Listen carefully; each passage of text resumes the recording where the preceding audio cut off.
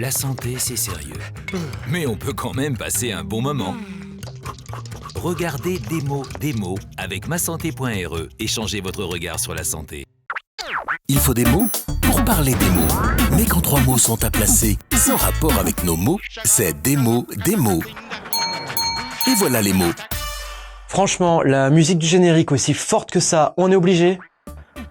Donc, aujourd'hui, nous allons parler du mal professionnel du siècle en plaçant les mots.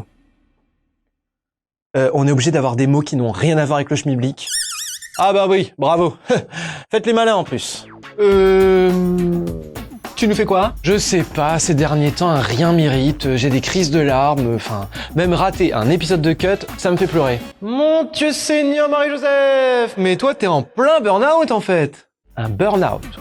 Ah bah justement, c'est la thématique du jour. Ah bah au moins, tu connais ton sujet de près. Bon, alors, le burn-out, c'est une expression anglaise qui définit à l'origine un feu qui s'éteint doucement et de lui-même. Rallumez le feu! Rallumez le feu! Oh yeah! Écoute, là, voilà, non, on stoppe les chansons. On emploie aujourd'hui le terme de burn-out pour décrire une situation d'épuisement et de stress professionnel chronique caractérisé par 3 dimensions. D'abord, le sentiment d'être vidé de ses ressources émotionnelles. Ensuite, une forme d'insensibilité au monde environnant et une vision négative du travail et des autres. Et enfin, le sentiment de non-accomplissement personnel au travail. Stop!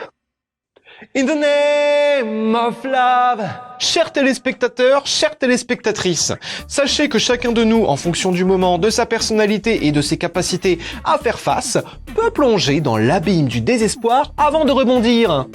Tu n'aurais pas volé mes fiches dans la loge à tout hasard? Pour s'en sortir, il faut bien souvent passer par un arrêt maladie, qui peut être long, et parfois l'aide d'un psychothérapeute. Tout le monde peut être touché. En 2012, une étude estimait déjà qu'une femme salariée sur 3 était sujette au burn-out, et un homme sur 10. Si vous souffrez d'un burn-out, vous n'êtes donc pas un cas isolé. N'ayez pas honte de vous confier à quelqu'un. Non, il n'y a vraiment pas de honte à avoir. D'ailleurs, les personnes qui souffrent d'un burn-out ont en général en commun d'avoir une vraie envie de bien faire, une réelle conscience professionnelle.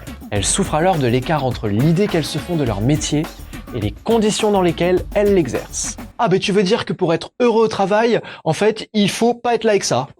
Et les gratteurs de fesses, eux, ils sont plus heureux. Bravo, belle mentalité. Non mais elle est belle la France, bien. Non, c'est pas ce que j'ai dit. Le travail peut être une réelle source de satisfaction, mais il ne faut pas qu'il nous consume, c'est tout. Le rythme, la pression d'un employeur, le manque de reconnaissance ou les relations avec les collègues sont souvent impliqués dans le déclenchement de la maladie. La pression de notre employeur peut donc nous rendre malades. Est-ce que tu penses que la prod est au courant? Et la relation avec tes collègues, par contre, non, ça t'évoque rien? Ça fait pas tilt? Si vous éprouvez les symptômes du burn-out ou des difficultés dans votre travail, n'hésitez pas. Parlez-en à votre médecin. La santé, c'est sérieux. Mais on peut quand même passer un bon moment.